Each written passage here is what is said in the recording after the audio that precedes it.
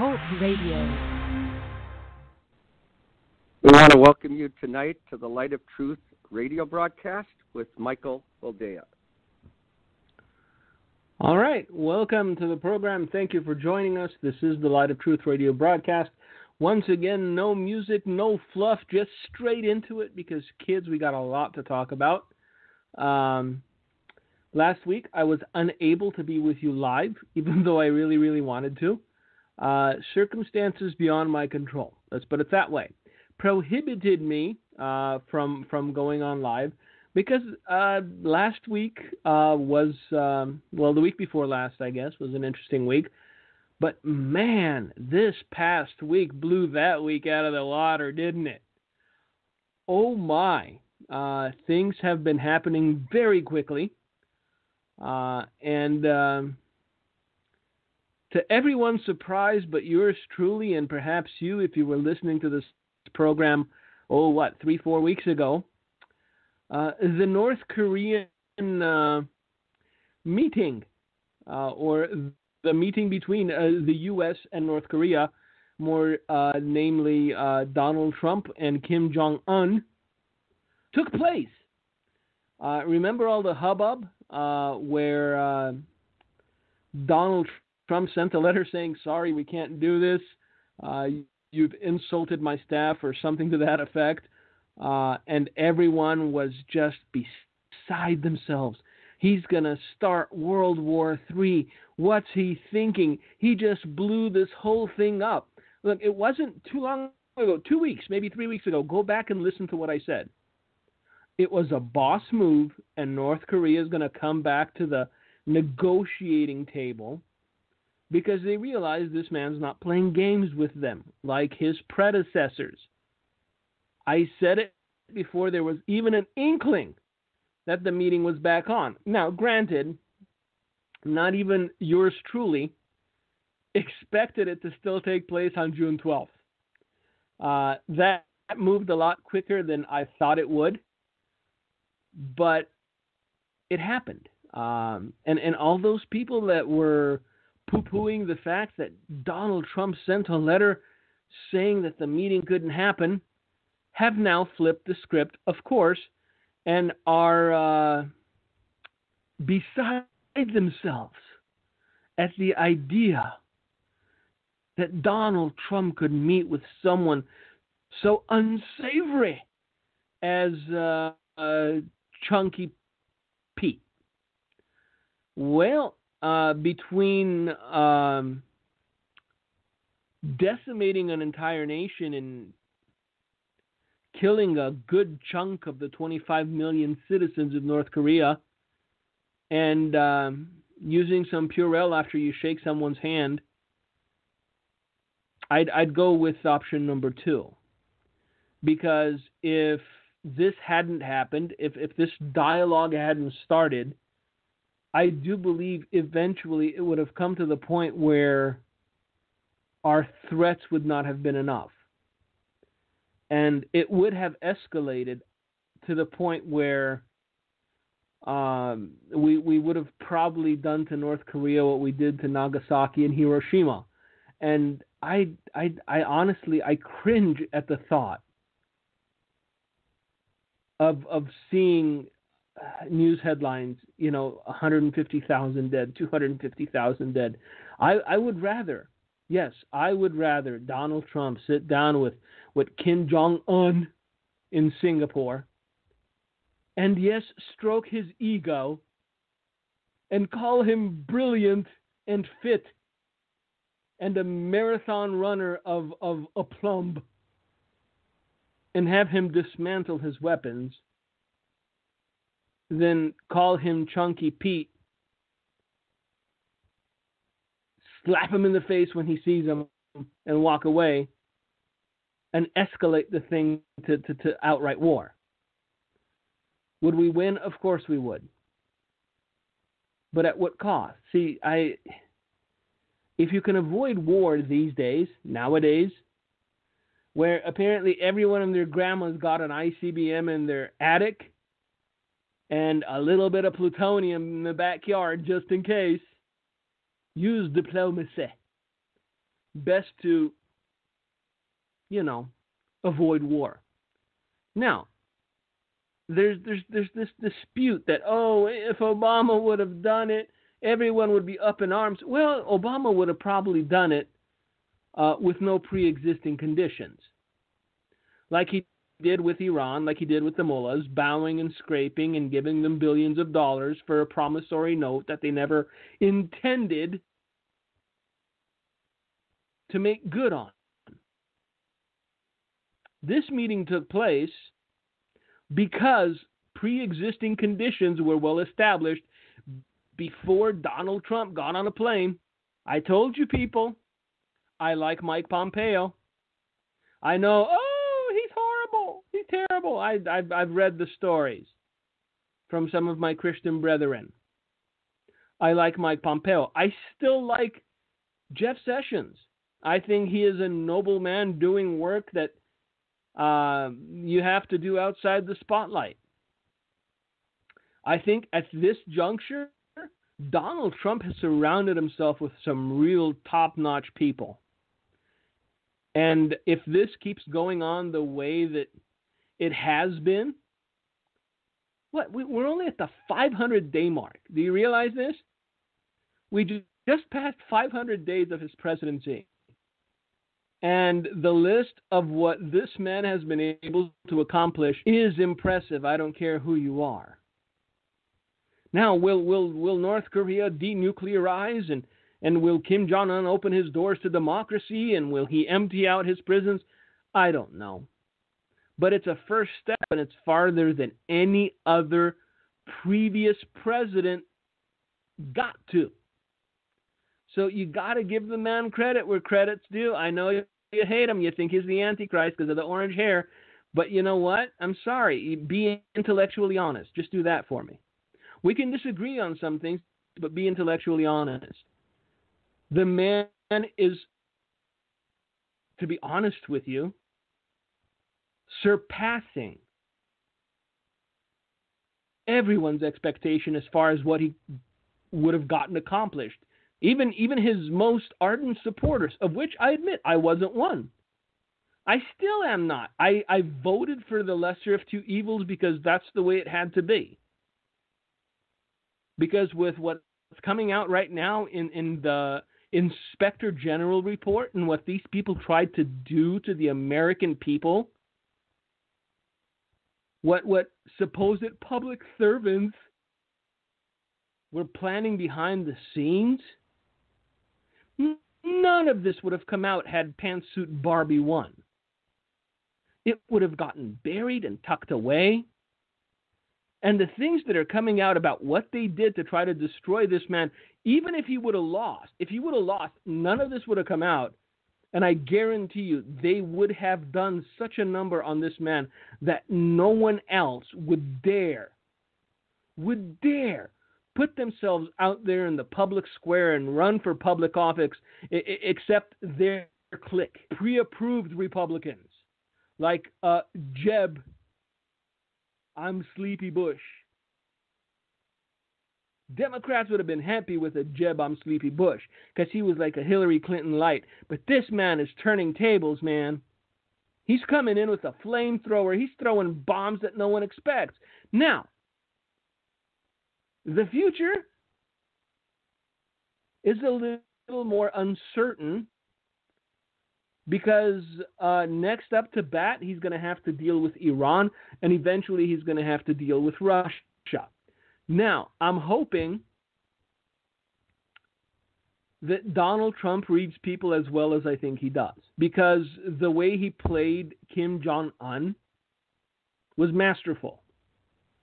And it's one of those things that you have to inherently have and possess. You can't teach that trait. To understand human nature and psychology simply by instinct, to know what button you need to push and when to get the desired reaction. Like I've said before, I'm in ministry because God called me, not because it was my last resort. I can be good at anything I put my mind to. I can manipulate people to the point that they'll do exactly as Kim Jong-un did with Donald Trump.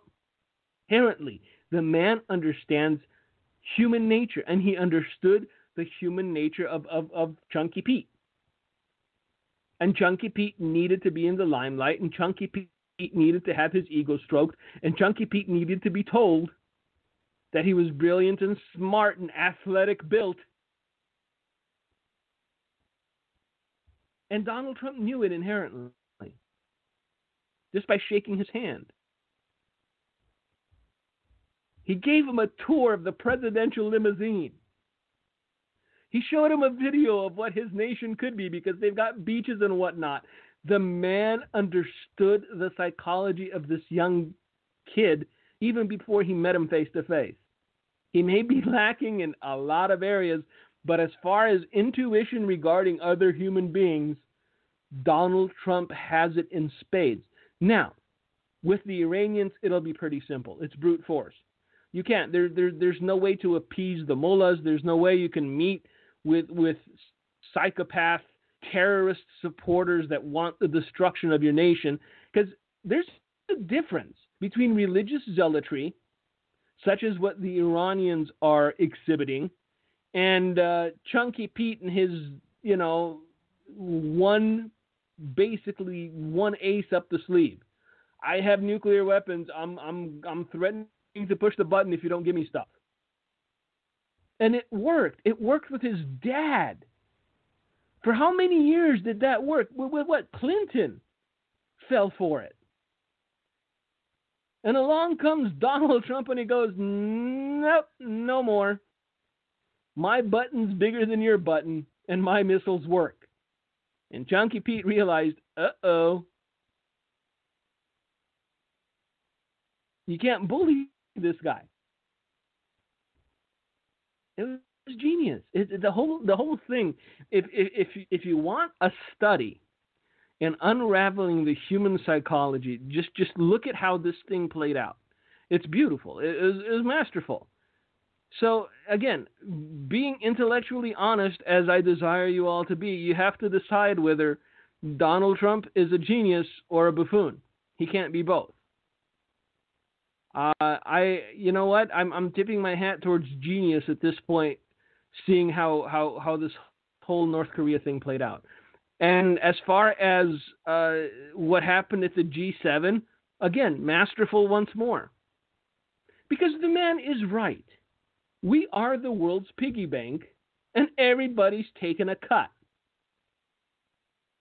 And that needs to stop. And yes, Justin, I'm light in my loafers, Trudeau, is trying to act manly, but you need to have a little chest hair in order to act manly, Justin. So he's going to back off eventually. It's the only person that's the manliest among the whole G7 is Merkel. She's got the biggest bite of them all, and you know what?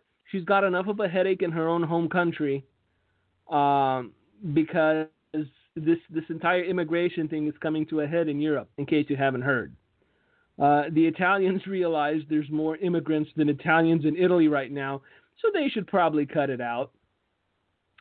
The French, of course, being French, tried to tusk the Italians until the Italians shot back, and like every effeminate man, Mr. Macron backed off and said, I did not mean to insult the Italian peoples. He was too busy buying, $500,000 in plates. That's the French government's newest purchase from their faithful taxpayers. $508,000 in plates. Bowls and cups and saucers and whatnot. Plates. Dinnerware. $500,000 in dinnerware. Yes, public servants. We must thank the public servants, people who go into government selflessly to rule over us and increase our taxes. Oh my. Anyway, back to what happened with Donald Trump and Chunky Pete. I know, I'm chunky too. That's why I can call him Chunky. it's not fat phobic, whatever the stupid term is. The man, packed on a few pounds, but maybe winter weight. Maybe it's chilly in North Korea and he needed to put on a few pounds just to feel warm. Anyway, at this juncture, there is a signed agreement that North Korea is well on its way to denuclearization. But of course, the media in the U.S. can't have it. Another success by Donald Trump is like rubbing alcohol in an open wound for them. So they're on to the new thing, the next thing, the whatever. They're trying to minimize what just took place because that's what they do. Now, the American people, contrary to what certain FBI employees have been saying about them, are not dumb or stupid. They're not uneducated. They're not unobservant. They see what's happening. All-time low unemployment. There's more jobs than people looking for jobs. The economy is breaking records. These people are beside themselves with the potential that we may actually reach 4.8% growth. They realize that if this keeps up, the man is going to have more electoral numbers than he did the previous election. It's going to be a landslide the likes of which this nation saw perhaps only during Reagan. And so, of course, they're trying to derail it however they can. They're trying to sidestep the successes of this administration however they can. And I read something that I thought was funny until I realized that she was being serious. But something that Nancy Where Am I Pelosi said. And again, this woman was being serious. During her press briefing on Thursday, House Minority Leader Nancy Where Am I Pelosi commented on families being separated at the border by stating, "I just don't even know why there aren't uprisings all over this country." Now, if you know the history of our ministry, and if you know what we've been saying for, the last 30 some odd years, you know that one of the things preceding the attack on this nation will be an uprising, a revolution, an internal revolution started by communists, of which Nancy Pelosi, dare I say, is. So this is a woman who is the House Minority Leader. She's not just some schmo on the corner of the street that had one too many, spouting off at the mouth and being recorded by a guy that's putting on our YouTube. This is the House Minority Leader, and she says, "I just don't even know why there aren't uprisings all over the country, and maybe there will be when people realize that this is a policy that they defend." So, this woman is encouraging revolution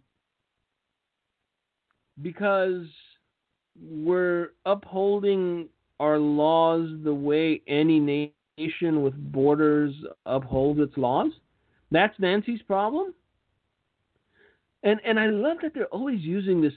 Families are getting separated at the border. If I broke the law, guess what would happen to me?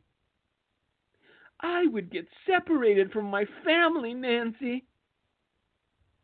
But Nancy wouldn't defend me. She's all up there defending what? MS-13 and their spark of divinity. When does she get to see the spark? When they're raping, when they're murdering, when they're stabbing somebody, 50 times? I guess Nancy got a closer look and she saw the spark. But yes, I just don't even know why there aren't uprisings all over the country. And maybe there will be when people realize that this is a policy that they defend. This is what the Democratic Party has come to, kids. Their only shot is revolution. The only hope they have of regaining power is encouraging people to uprise all over the country. Pelosi said, when we had a hearing on a subject related to this asylum seeker refugees, the Association of Evangelicals, the evangelicals testified, refugees in asylum, that is, they called it the crown jewel of American humanitarianism. Crown jewel of American humanitarianism. And I read what she said verbatim to realize that Nancy is losing her mind. She needs to change out her adult diaper and go retire somewhere. I'm just saying this is a nice and noble human being. If I were to be political about it, Nancy should keep getting up there and saying stupid things. Because it sure is helping her party. Now, yes, evangelicals are very humanitarian by nature. No evangelical, no American citizen is against illegal immigration. Nancy didn't say that evangelical testified that illegal immigrants were the crown jewel of humanitarianism. Because they're not. These are not people that are being persecuted. They're people that are fleeing poverty. I understand. I came from a poor country. We came here legally. Yes, there is more opportunity here. But if you bring too many of them here, here becomes there, and then there's no place to go. I'm just saying. Now, Nancy continued her majestic oratory. And in order to do away with that crown jewel, they're doing away with children being with their moms. This is, I just don't even know why there aren't uprisings all over the country. And maybe there will be when people realize that this is a policy that they defend. It's a horrible thing. And I don't see any prospect for legislation here. So that was the House Minority Leader putting her 2 cents in. And some rusty 2 cents they are, kids. What else has been happening? Oh, yes. It's Homosexual Pride Month. And everywhere you look, everyone's intent on reminding everyone else that it's Homosexual Pride Month. And my only question and concern is, what exactly is the subject of the pride? Is it the abnormally high percentage of sexually transmitted diseases? Is it the rectal bleeding? Is it the fact that you have made yourself an abomination unto God? Is it the high level of suicide? Is it the vast depression? What is the object? The reason for the pride? Because if Christians said we want to have a Christian Pride Month, they start setting fire to churches and calling us all kinds of names. But we're supposed to shut up and take it when you walk into a Quick Trip and you see a schmuck with pink hair and a giant rainbow painted on her face greeting you with Happy Gay Pride Month. That's okay. But if you dare say, hey, what about Christian Pride Month? Oh, you hateful, spiteful thing. You mean-spirited. Oh. These people are boiling over at the thought that they did not get to fulfill and accomplish their agenda. Because if the election, and I will keep saying this until the 4 years are up and until the next four start, if the election had gone the other way, by now there would be legislation criminalizing Christian faith. I guarantee it. As such, we have a respite. We should use it wisely. Because even though they lost this time, they're doing their best to ensure that they won't lose next time. The problem is this. They have absolutely nothing to offer as an alternative to this current administration. So that's a plus. So, we talked about it. Let's get into it a little bit more because it's fascinating. And I like fascinating things. The Office of the Inspector General just released their report today. It's a 500-page report, so no, I have not read it. But there have been snippets that have been put up online. And if you still had any noble thoughts about public servants, this should do away with it pretty quickly. Because these people are getting salaries from taxpayer money, and as such, these people are supposed to be unbiased in their thinking. Their personal lives are their own. They can vote for whomever they choose. However, if they use their office to try and sway elections, if they use their power to try and undermine duly elected presidents, then, Lucy, we got a problem. We got a baby problem. And this is what's been happening. So just one of the snippets that has come out regarding this Inspector General report, and I'm assuming and I'm thinking there's going to be just a slow leak of this over the next, week, 10 days, because 500 pages is a lot to read and dissect and absorb. But this I found interesting because this is what individuals living off of your tax dollars think about you. The Justice Department's Office of Inspector General report on the FBI handling of the Clinton email investigation reveals a bureau staffer that made remarks attacking the deplorables, the voters who elected Donald Trump. On November 9th, 2016, one day after the 2016 presidential election, an FBI staffer disparaged Trump voters to FBI attorney number 2. Number 1 was busy, I guess. According to exchanges published in the report. 1043, FBI employee. I'm very upset.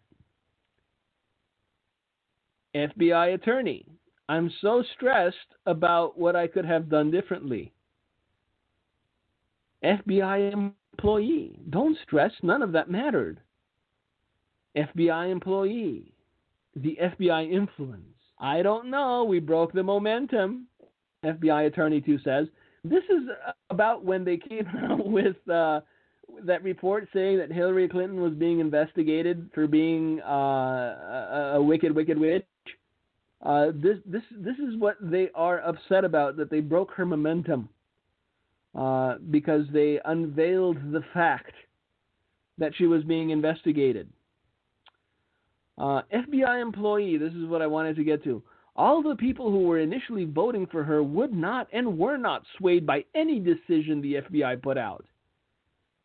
Trump's supporters are all poor, middle-class, uneducated, lazy POS, you may know what that means, that think he will magically grant them jobs for doing nothing. Well, guess what, FBI employee? There are more jobs than people looking for jobs oddly enough, he granted people jobs. Not him personally, but being a businessman, he realized that when you don't suffocate business with regulation upon regulation upon regulation, and when you actually let people keep more of their money, they tend to grow their businesses. So, yes, this is what an FBI employee, someone receiving compensation from the taxpayer trough, technically your money.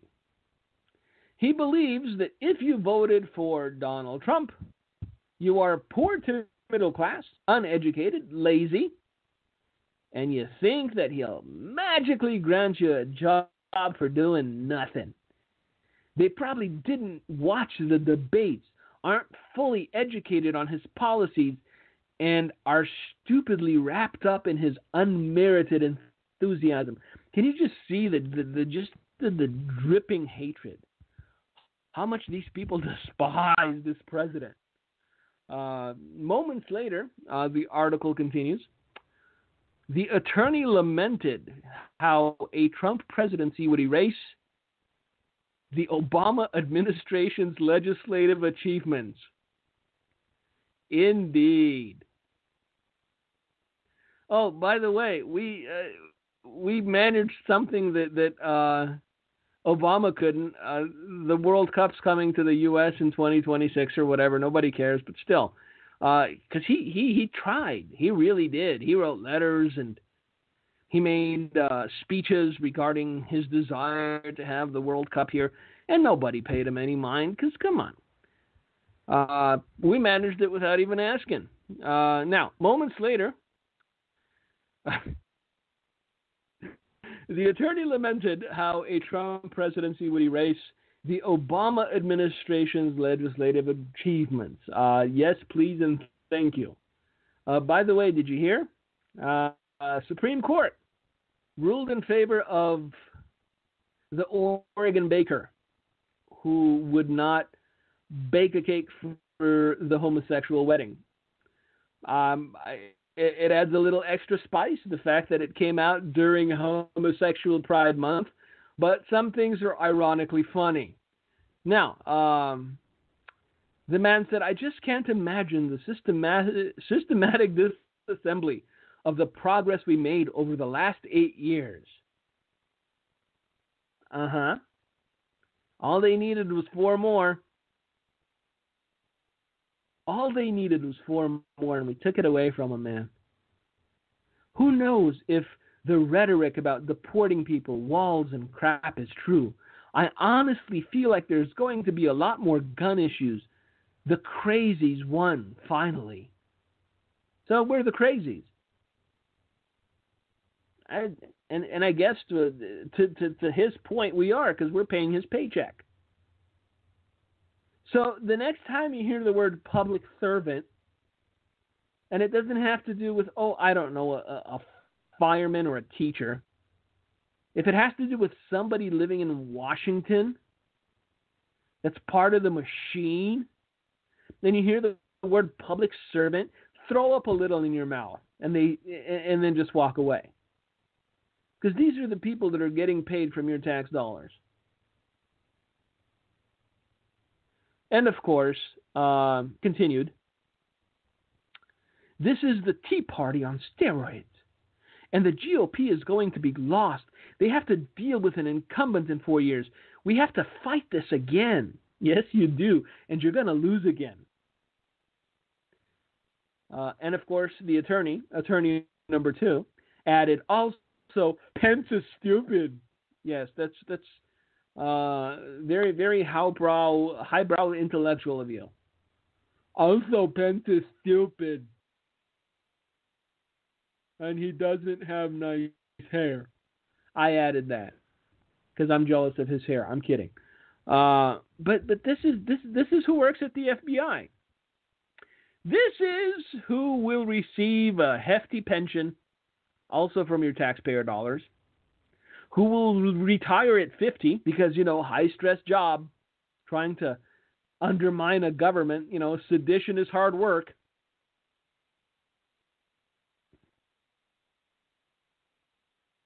And this is the funny one, because see, even with this report, they made it as bland as they could. And they tried to pull the punches as much as they could. Because the wrap-up of this says, when Justice Department investigators asked if the comments demonstrated a political bias, the attorney said personal political feelings or beliefs in no way impacted the staffers' work undertaken on either the Clinton email probe or the Russian investigation.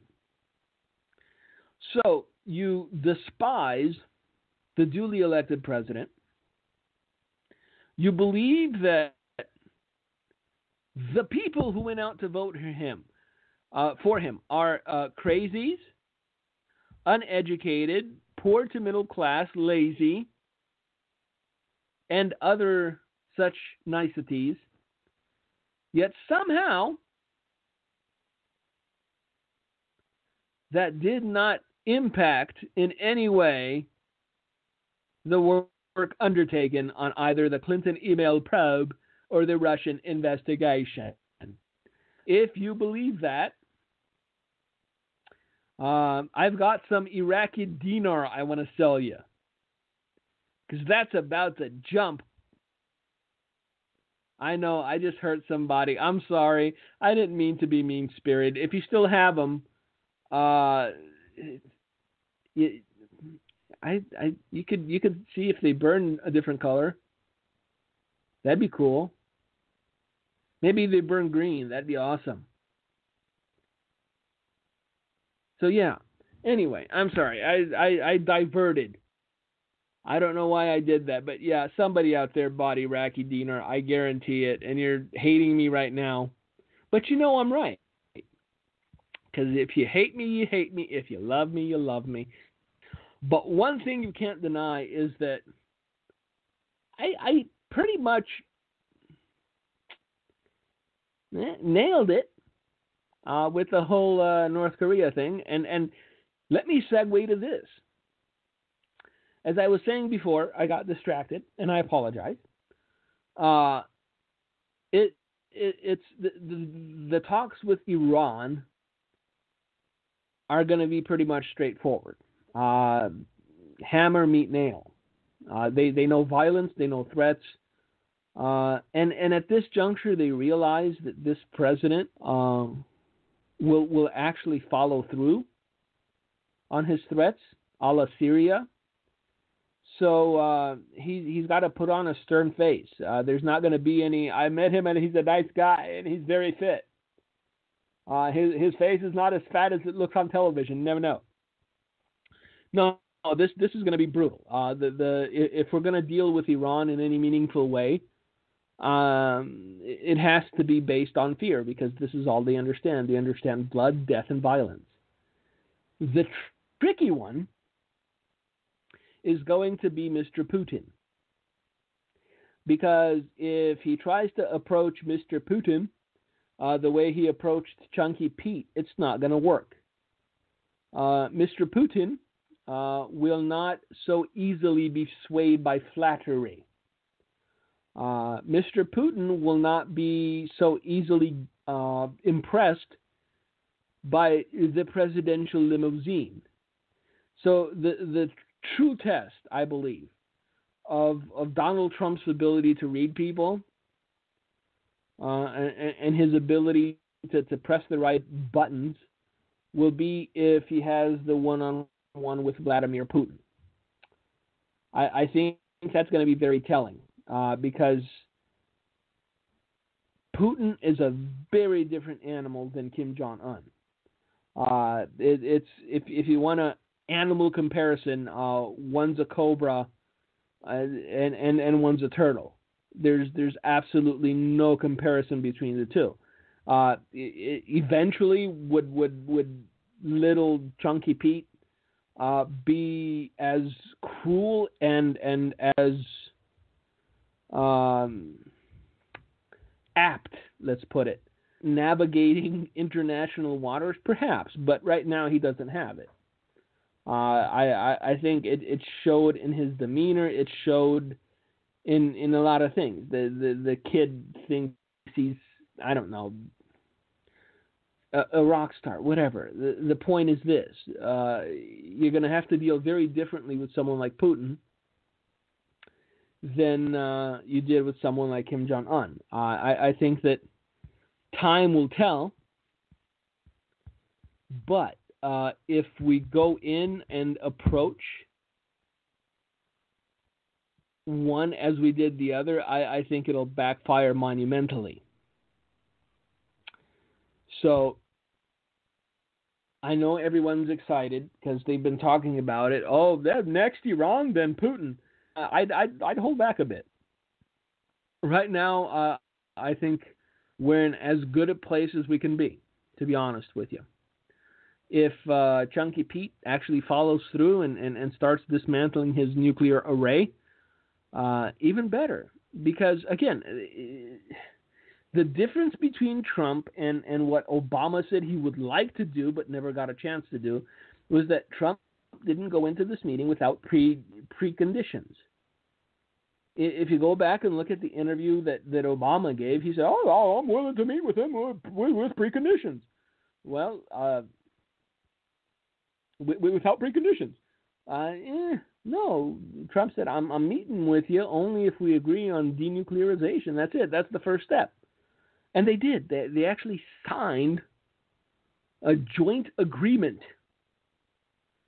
saying that North Korea's intent is to denuclearize. Now, we shall wait and we shall see. But you can only hope and pray for the best.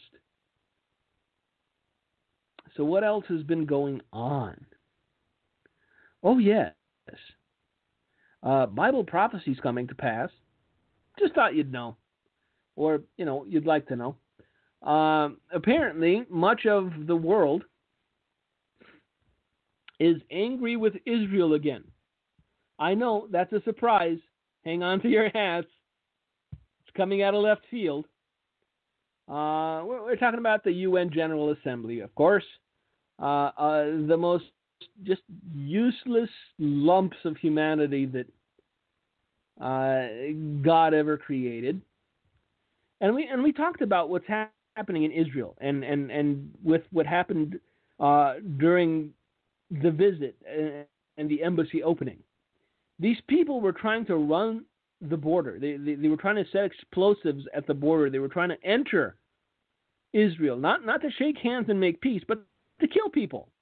So, in light of that, the UN General Assembly was, and I like the phrasing of this article. It's good. So let's read it.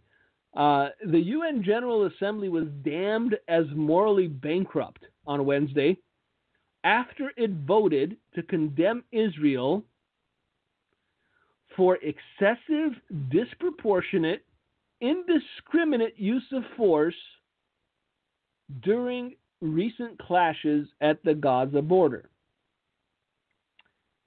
So, the UN General Assembly is condemning Israel for defending its borders. That's pretty much what happened. Because there's no military force going into Gaza. Israel didn't try to invade anybody. They were guarding their borders. The UN General Assembly, being what the UN General Assembly is, they condemned Israel for defending their lives. Now, and again, another person that I really, really like in Trump's administration, Nikki Haley. If the world keeps us spinning and we don't embroil ourselves in anything overly nasty, keep that name in mind in the future. U.S. Ambassador to the UN, Nikki Haley, made the assessment after a 3-hour debate that saw her attempt to add a paragraph directly naming terrorist group Hamas as complicit in the violence was defeated. So we are Israel's only friend, basically. or at least Israel's only friend that has any muscle. Because it wasn't unanimous. 120 nations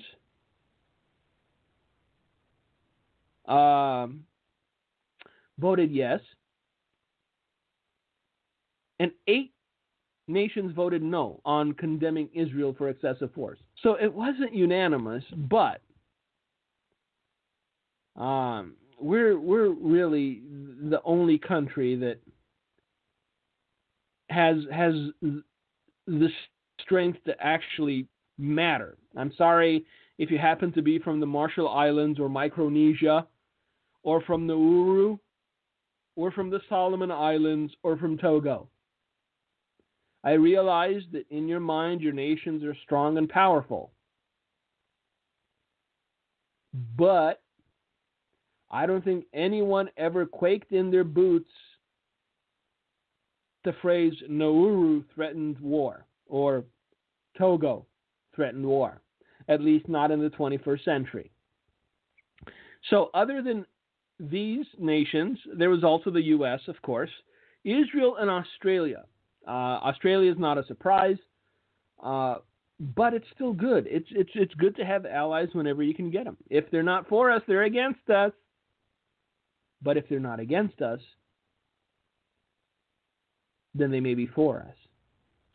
So let's go back to this, because I find it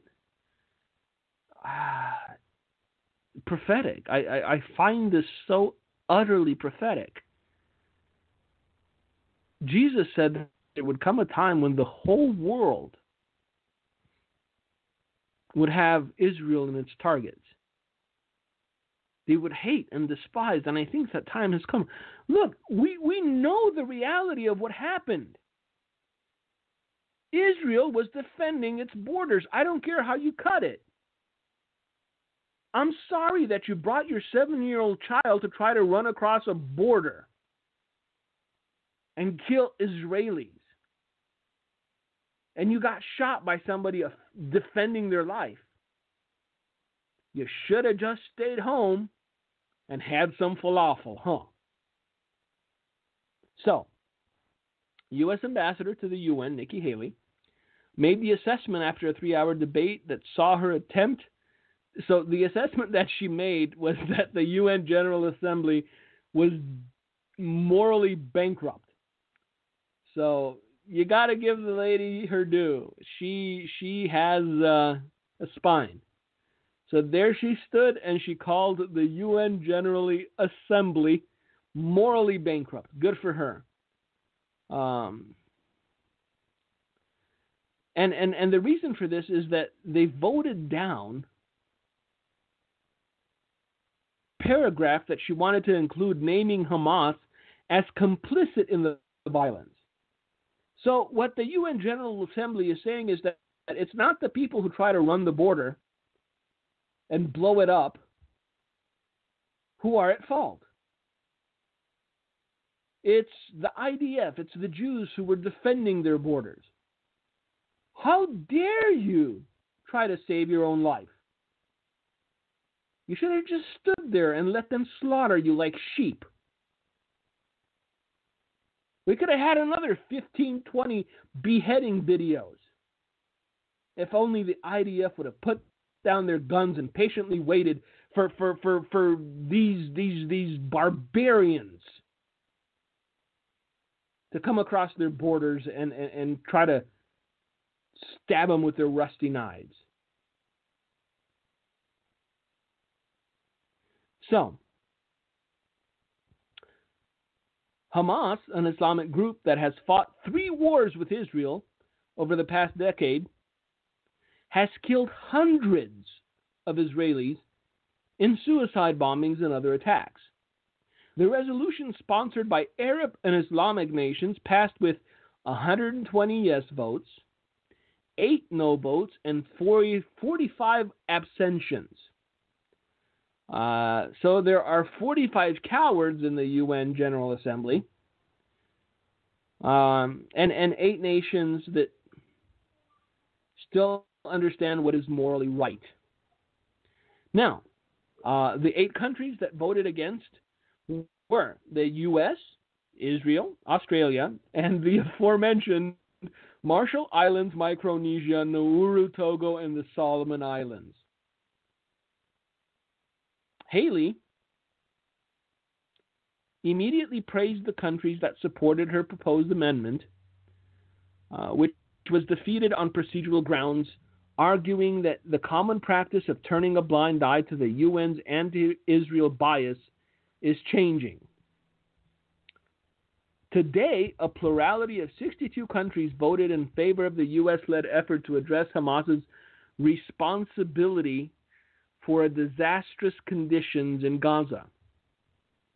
We had more countries on the right side than the wrong side. By their votes, those countries recognize that peace will only be achieved when realities are recognized, including Israel's legitimate security interests and the need to end Hamas's terrorism, she said. Israel's ambassador to the UN, Danny Danon, took to Twitter to praise Haley for her work. So they voted to condemn Israel. However, 62 countries did vote to say that, yeah, Hamas bad. Now, you realize that Israel has the firepower, Gaza grazing land, within what, 36, 48 hours? Not even that. Just nice and flat, no living, breathing thing. But they don't. And hundreds of Israelis have been killed by suicide bombers coming from Gaza, coming from the Palestinian quarter. And yet the UN General Assembly has decided to condemn Israel for daring to believe that they have a right to live. A general condemnation of terrorism and incitement was included, outlining that it deplores the firing of rockets from the Gaza Strip against Israeli civilian areas. The votes reflected wide concern in the 193-member world body that the resolution was one-sided and failed to even mention Hamas-driven terrorism, which has seen over 100 rockets fired at Israel. An issue the United States attempted to rectify in its defeated amendment. So, the U.S. is currently one of 8 friends that Israel has.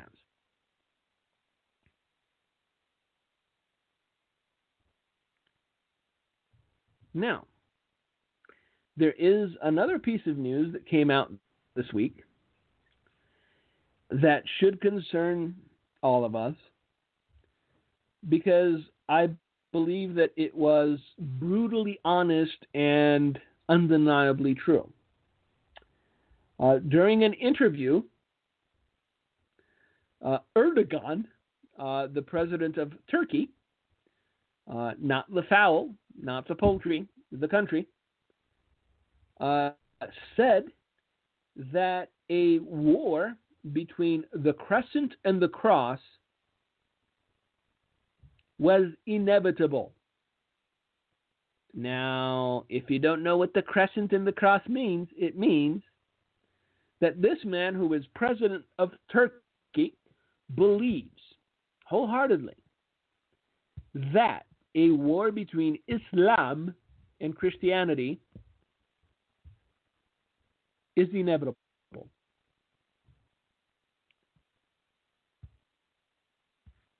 When will it come? I do not know. But the inevitability of it is quite undeniable. We are still living in perilous times. I realize it's easy to get overly enthusiastic about the victories that we're seeing. I realize it's easy to get comfortable. But we shouldn't be comfortable. Woe to those who are at ease in Zion. because the other side has not stopped fighting.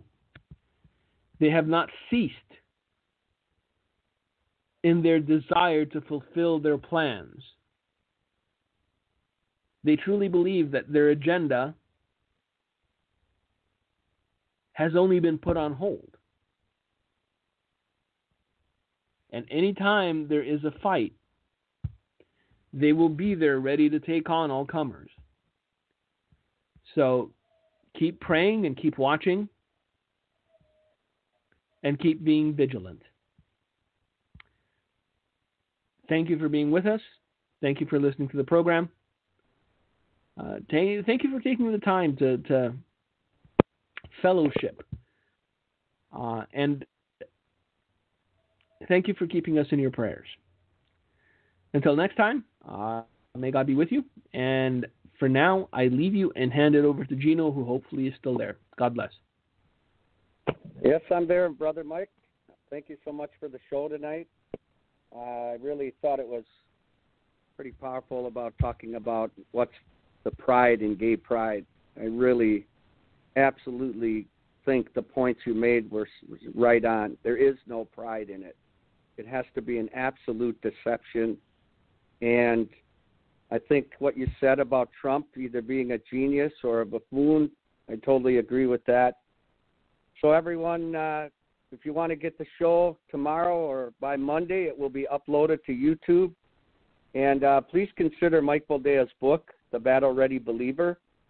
Also, if you want more information on Hand of Help, go to handofhelp.com. We are in perilous times, even though we're under a reprieve, thankfully, by the Lord. Things are happening around the world, and right now it's a time of harvest, and we want to share our faith. Thank God that He's giving us this window to evangelize and share the good news of Jesus Christ around the world. So we just want to thank you for tuning in, and please pray for us. We got a victory Monday night.